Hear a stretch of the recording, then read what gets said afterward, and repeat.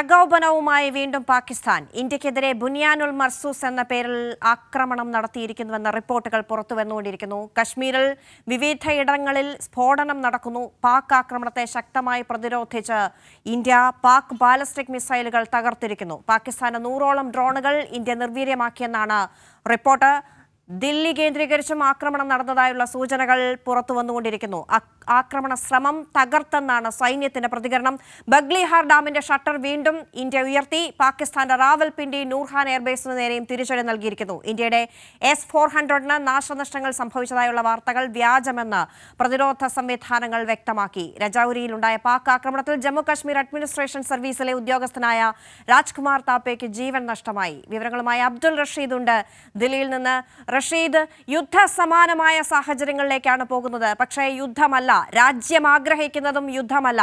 സാധാരണക്കാരായ സിവിലിയൻസ്, അതിസാധാരണക്കാരായ മനുഷ്യരുടെ ജീവൻ നിലനിർത്തുക, അവരുടെ സുരക്ഷിതത്വമാണ് ഏറ്റവും പ്രധാനപ്പെട്ട കാര്യം രാജ്യത്തിനെ സംബന്ധിച്ചിടത്തോളം. പക്ഷേ പാകിസ്ഥാൻ പ്രകോപനം തുടർന്നുകൊണ്ടിരിക്കുന്നു. രാജ്യ സുരക്ഷ സംരക്ഷിക്കുക എന്നത്, രാജ്യത്തെ ജനങ്ങളുടെ ജീവൻ സംരക്ഷിക്കുക എന്നത് രാജ്യത്തിന്റെ, സ്റ്റേറ്റിന്റെ ഉത്തരവാദിത്തമാണ്.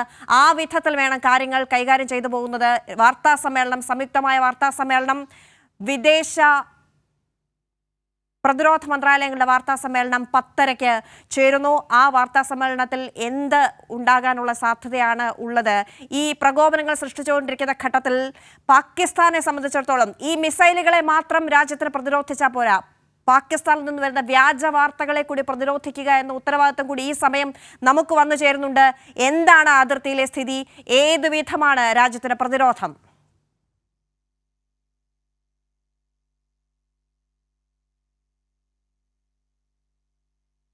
ന്യൂസ് ഡെസ്കിൽ നിന്ന് വിഷ്ണു കൂടിയുണ്ട്. വിഷ്ണു, രാജ്യം കടന്നു പോകുന്നത് ഗുരുതരമായ സാഹചര്യത്തിലൂടെയാണ്. ഈ സമയം പ്രകോപനം തുടരുന്ന പാകിസ്ഥാനോട് ഏത് വിധത്തിലുള്ള പ്രതിരോധം രാജ്യം തീർക്കുന്നു? ഏറ്റവും ഓരോ മിനിറ്റിലും പുതിയ പുതിയ വിവരങ്ങൾ രാജ്യ അതിർത്തിയിൽ നിന്ന് വന്നുകൊണ്ടേയിരിക്കുന്നു. ഈ സമയം എന്താണ് രാജ്യാതിർത്തിയിൽ സംഭവിക്കുന്നത്? രാജ്യത്തിന്റെ പ്രതിരോധ സംവിധാനം എത്ര ശക്തമാണ്?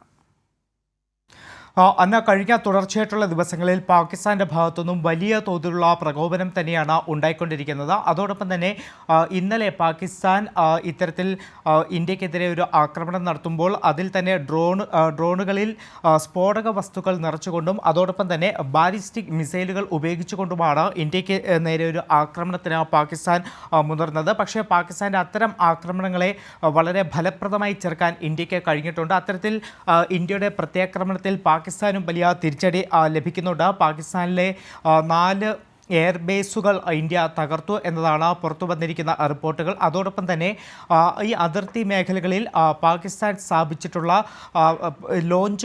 ലോഞ്ചുകളും തകർക്കാൻ ഇന്ത്യൻ സൈന്യത്തിന് കഴിഞ്ഞിട്ടുണ്ട്. ഏറ്റവും പ്രധാനമായിട്ട് 2 ലോഞ്ചുകളാണ്, അതായത് ഡ്രോണുകൾ ഉൾപ്പെടെ ലോഞ്ച് ചെയ്യുന്ന 2 ലോഞ്ചിങ് പാഡുകൾ തകർക്കാൻ ഇന്ത്യൻ സൈന്യത്തിന് കഴിയുകയും ചെയ്തിട്ടുണ്ട്. ഇതിൻ്റെയൊക്കെ ഒരു വിശദാംശങ്ങൾ ഇന്ന് 10:30 നടത്തുന്ന വാർത്താ സമ്മേളനത്തിൽ ഉണ്ടാകും എന്നതാണ് നമുക്ക് അറിയാൻ സാധിക്കുന്നത്. 10:30 കൂടിയായിരിക്കും വിദേശകാര്യ മന്ത്രാലയവും അതോടൊപ്പം തന്നെ പ്രതിരോധ മന്ത്രാലയവും സംയുക്തമായിട്ട് വാർത്താ സമ്മേളനം നടത്തുക. ആ വാർത്താ സമ്മേളനത്തിൽ ഓപ്പറേഷൻ സിന്ദൂറിൻ്റെ കൂടുതൽ വിശദാംശങ്ങൾ ഇരു മന്ത്രാലയങ്ങളുടെ ഭാഗത്തു നിന്ന് ഉണ്ടാവുകയും ചെയ്യും. അതോടൊപ്പം തന്നെ പാകിസ്ഥാൻ്റെ ഭാഗത്തുനിന്ന് ഇന്നലെ വലിയ തോതിലുള്ള ഒരു ആക്രമണമാണ് ഇന്ത്യക്ക് നേരെ ഉണ്ടായത്. 26 മേഖലകളിലായിരുന്നു പാകിസ്ഥാൻ ഡ്രോണുകൾ ഉപയോഗിച്ചുകൊണ്ടുള്ള ഒരു ആക്രമണം നടത്തിയത്. അതോടൊപ്പം തന്നെ ബാലിസ്റ്റിക് മിസൈലുകളും പാകിസ്ഥാൻ്റെ ഭാഗത്തു നിന്ന് ഇന്നലെ ഇന്ത്യക്കെതിരെ പ്രയോഗിച്ചിരുന്നു. അതിനെയൊക്കെ ഞാൻ നേരത്തെ പറഞ്ഞതുപോലെ ഫലപ്രദമായി പ്രതിരോധിക്കാൻ ഇന്ത്യൻ സൈന്യത്തിന് കഴിഞ്ഞിട്ടുണ്ട്. നിലവിൽ സൈന്യം അറിയിച്ചിരിക്കുന്നത് അമൃത്സർ ഉൾപ്പെടെയുള്ള മേഖലകളിലും വലിയ ജാഗ്രതാ നിർദ്ദേശം നൽകിയിട്ടുണ്ട്. അമൃത്സറിലും നിരവധി ഡ്രോണുകൾ ഇത്തരത്തിൽ നിർവീര്യമാക്കിയിരുന്നു. അമൃത്സറിലെ ഖാസ ക്യാൻറ്റീന് മുകളിലൂടെയാണ് നിരവധി പാക് ഡ്രോണുകൾ പറന്നത്. അപ്പോൾ അതൊക്കെ തന്നെ നിർവീര്യമാക്കാൻ ഇന്ത്യൻ സൈന്യത്തിന് കഴിയുകയും ചെയ്തിട്ടുണ്ട്. ഇതിന് പുറമെ അതിർത്തി മേഖലയിലടക്കം വലിയ സുരക്ഷാ ക്രമീകരണങ്ങൾ ഇന്ത്യ ഇപ്പോൾ സജ്ജമാക്കിയിട്ടുണ്ട്. അതോടൊപ്പം ശ്രീനഗറിൽ ഇത്തരത്തിൽ മിസൈൽ റഡാർ സംവിധാനങ്ങളടക്കം സജ്ജീകരിച്ചുകൊണ്ട് മുന്നോട്ട് പോവുകയാണ് എന്നതാണ് സൈന്യം അറിയിച്ചിരിക്കുന്നത്. ഇതിനിടയിൽ ചില റിപ്പോർട്ടുകൾ പുറത്തു വന്നത് പാകിസ്ഥാൻ്റെ ഭാഗത്തുനിന്ന് കൂടുതൽ നഗരങ്ങളെ ലക്ഷ്യം വെച്ചുകൊണ്ടുള്ള നീക്കങ്ങൾ നടക്കുന്നു എന്നതാണ്.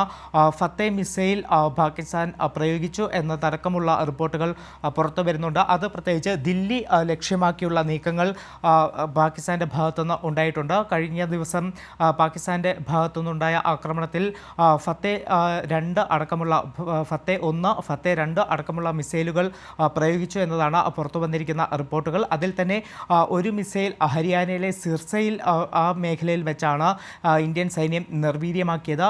ഈ മിസൈലിൻ്റെ ഭാഗങ്ങളൊക്കെ തന്നെ ഇപ്പോൾ സിർസയിൽ നിന്ന് കണ്ടുകിട്ടിയിട്ടുമുണ്ട്. മറ്റു പല മേഖലകളിൽ നിന്നും പ്രത്യേകിച്ച് അമൃത്സർ ഉൾപ്പെടെയുള്ള മേഖലകളിൽ നിന്നൊക്കെ തന്നെ നിരവധി ഡ്രോണുകളുടെ അവശിഷ്ടങ്ങൾ എല്ലാം തന്നെ ഇപ്പോൾ ലഭിച്ചു തുടങ്ങിയിട്ടുണ്ട്. അതോടൊപ്പം ഇന്ന് രാവിലെ മുതൽ തന്നെ വലിയ തോതിൽ അതിർത്തി മേഖലകളിൽ പാകിസ്ഥാൻ്റെ ഭാഗത്തുനിന്ന് പ്രകോപനം ഉണ്ടാകുന്നുണ്ട്. പ്രത്യേകിച്ച് കാശ്മീരിലെ രജൌരി, പൂഞ്ച് ഉൾപ്പെടെയുള്ള മേഖലകളിൽ വലിയ തോതിലുള്ള സ്ഫോടന ശബ്ദങ്ങൾ തുടർച്ചയായി കേൾക്കുന്ന സാഹചര്യം.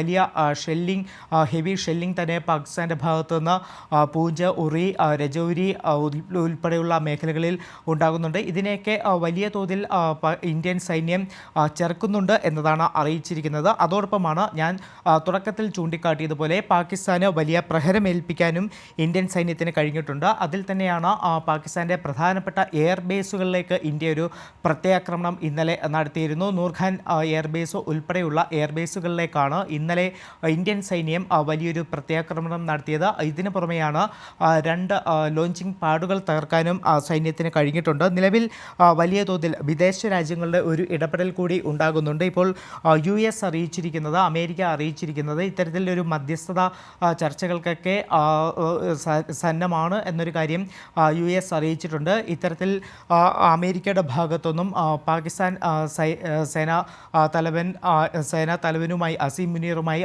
ഒരു ടെലിഫോണിൽ സംഭാഷണം നടന്നു എന്നതാണ് മനസ്സിലാക്കാൻ കഴിയുന്നത്. അത്തരത്തിൽ ആ ഒരു സംഭാഷണത്തിലാണ് ഇന്ത്യയുമായിട്ട് ഒരു ചർച്ചയ്ക്കൊക്കെ മധ്യസ്ഥത വഹിക്കാം, ഇന്ത്യയുമായി സംസാരിക്കാം എന്നൊരു കാര്യം പാകിസ്ഥാനെ അമേരിക്ക അറിയിച്ചിരിക്കുന്നത്. അതോടൊപ്പം സൗദി ഉൾപ്പെടെയുള്ള രാജ്യങ്ങളും എത്രയും പെട്ടെന്ന് ഇരു രാജ്യങ്ങളും തമ്മിലുള്ള ഇപ്പോഴത്തെ സംഘർഷാവസ്ഥയ്ക്ക് അയവ് വരുത്തണം, പരിഹരിക്കണം, ചർച്ചയിലൂടെ പരിഹാരം കാണണം എന്നൊരാവശ്യം മുന്നോട്ട് വെച്ചിട്ടുണ്ട്. സൗദി വിദേശകാര്യമന്ത്രി കഴിഞ്ഞ ദിവസം ഇതിൽ ശക്തമായി ഇടപെടുകയും മധ്യസ്ഥത വഹിക്കാൻ തയ്യാറാണ് എന്നതുൾപ്പെടെയുള്ള കാര്യങ്ങൾ അറിയിക്കുകയും ചെയ്തിട്ടുണ്ട്. പാകിസ്ഥാനുമായി സംസാരിക്കുകയും സൗദി വിദേശകാര്യമന്ത്രി ചെയ്തിട്ടുണ്ട്. അന്ന അതെ വിഷ്ണു, പാകിസ്ഥാന്റെ തുടർച്ചയായ ഡ്രോൺ മിസൈൽ ആക്രമണങ്ങൾക്കുള്ള മറുപടിയായി 4 പാക് താവളങ്ങൾ ഇന്ത്യ ആക്രമണം നടത്തിയതിന് പിന്നാലെയാണ് പാക്കിന്റെ പുതിയ ഈ പ്രകോപനം ഉണ്ടായിരിക്കുന്നത്, പാക് സൈന്യത്തിന്റെ പുതിയ നീക്കം ഉണ്ടായിരിക്കുന്നത്. ഇന്ത്യക്കെതിരെ സൈനിക നീക്കം പ്രഖ്യാപിച്ചു. അത് ബുനിയാനു മർസൂസ് എന്ന പേരിൽ. ഈ സൈനിക നീക്കം, അതായത് തകർക്കാനാവാത്ത മതിൽ എന്ന അർത്ഥം വരുന്ന പേര്, രണ്ടും കൽപ്പിച്ച എന്ന നിലയ്ക്കാണ് പാകിസ്ഥാന്റെ പ്രകോപനം തുടരുന്നത്. അതിർത്തികളിൽ സ്വാഭാവികമായുള്ള പ്രതിരോധ സംവിധാനം തീർക്കുക, രാജ്യത്തെ സംരക്ഷിക്കുക എന്ന വലിയ ഉത്തരവാദിത്തം വന്നു ചേർന്നിട്ടുണ്ട്.